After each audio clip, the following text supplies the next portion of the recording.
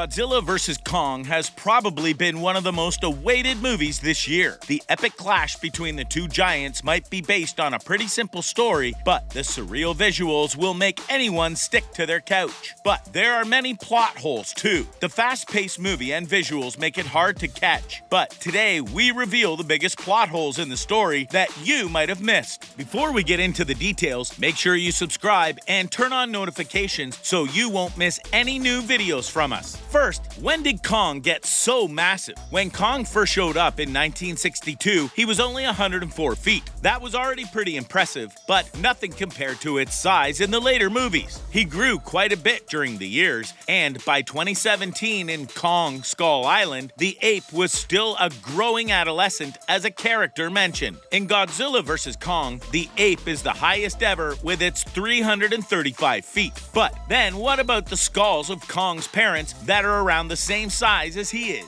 Why is he still growing in Godzilla vs. Kong and getting 3 times bigger than its adolescent size? This massive growth is a big hole in the story, and we don't get a reasonable explanation for it. But it is more likely an attempt to make Kong comparable to Godzilla for a fair fight. And next up, what about the depth charges Eileen turns on to hide Godzilla, but not Kong? When Godzilla drags Kong to the bottom of the sea, Eileen decides to use the depth charges to keep Godzilla underwater and save Kong. What? How doesn't it affect Kong as it should? The ape was already out of his element, yelling and exerting himself underwater. While the depth charges kept Godzilla underwater and made him disoriented, Kong survived, which would have been impossible without this plot hole. Kong should have been affected too, mainly because he was not made to spend a long time underwater fighting with a giant lizard. Some also mention that conventional weapons should not have any effect on Godzilla, making this scene even more confusing. Next one, the Hollow Earth's radiation. As Nathan's crew finally gets into the energy source, a shrine of Kong and his people, they don't have their hazmat suits on when they disembark in the fortress, while Maya lacks a helmet. They should have died because of the radiation. In King of the Monsters, Dr. Serizawa only took his hazmat suit off when he was ready to die. These scientists should have known better, especially because past groups died in Hollow Earth. So, this time the temple was not radiated? No explanation. Considering that King of the Monsters emphasizes the powerful and deadly radiation, we think that these characters are cautious when going to Hollow Earth. Well, it seems they forgot this very important detail.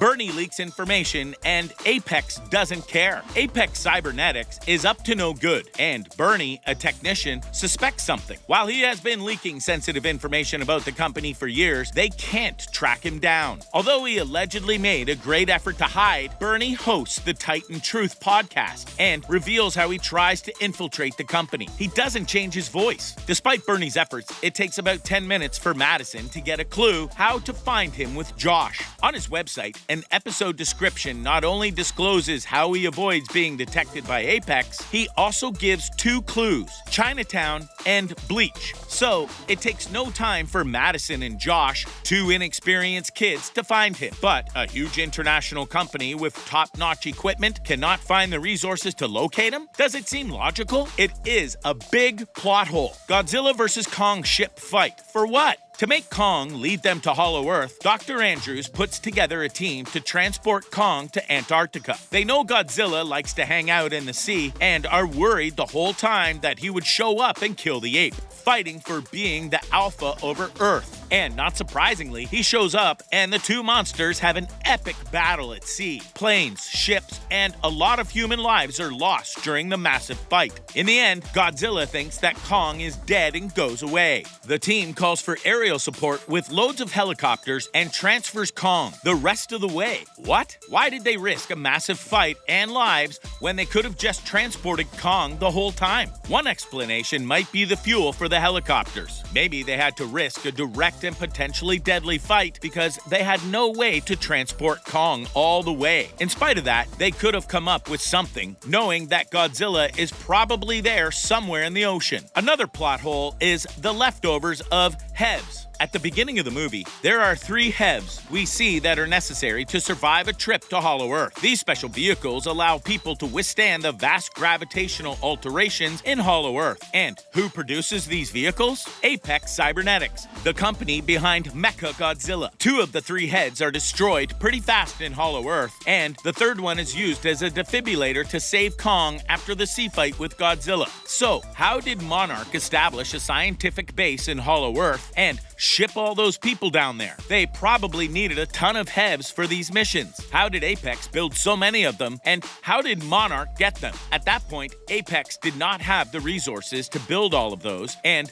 just hand them to Monarch.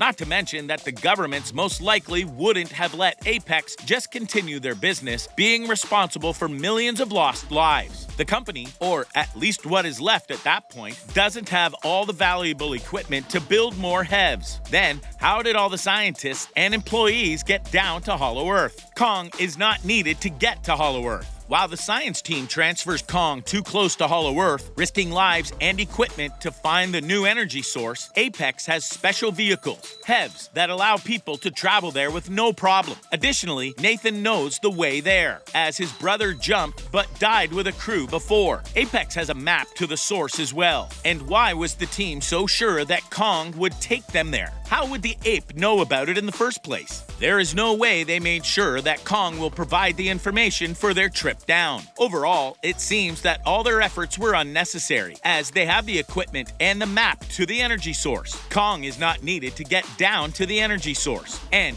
there are more problems with Hollow Earth. The team goes to Antarctica to locate this realm with the help of Kong, and they need all the special equipment to go down there alive. So, how did Godzilla just burst into the middle of Earth and endure the intense gravitational shifts without the slightest problem? The monster, when he senses the presence of Mechagodzilla, makes another tunnel in Hong Kong. Well, we can say this step was necessary to make their final fight efficient. It would have taken up too much time for Kong to get to Hong Kong from Antarctica. However, it casts double on Godzilla's power in his atomic breath. He gets through each layer of Earth and stands firm against the intense gravitational changes.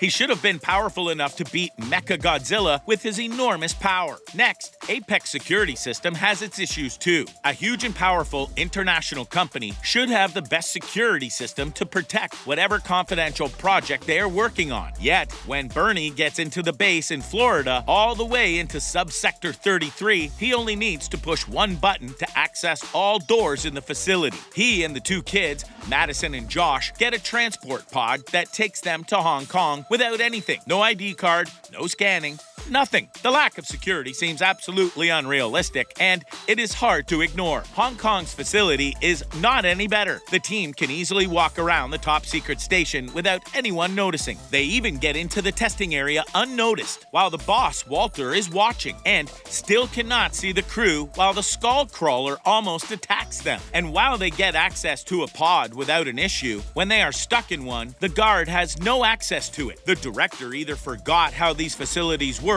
or wanted to get through the scene faster, without making it too difficult for the crew to get in. Either way, this is probably the one that most people notice without strongly paying attention to the details. And finally, Monarch doesn't evacuate Hong Kong in time. Even though Monarch knows that Godzilla is heading towards Hong Kong, after he picks up Mechagodzilla's signature and has time to evacuate the city, it does not happen. Only when Godzilla actually arrives at Hong Kong, Monarch starts to evacuate civilians, when Godzilla already destroyed half of the city and most likely caused a lot of death. Considering that evacuation measures exist as well, it is very confusing why Monarch waits until Godzilla shows up and starts to wreak havoc on Hong Kong. Some say Godzilla vs. Kong is the best, worst movie ever, while if we pay attention to the little or not too little details, we can find all those logical fallacies throughout the movie. But overall, if we let our imagination flow and disregard the questionable acts, Godzilla vs. Kong is a spectacular movie with beautiful visuals and real human characters we care about. Even if the 2 monsters are not fighting, we won't lose interest. Don't hesitate to re-watch the movie. The second time, you will probably find all of these plot holes or more. That's all for today, and thanks for watching.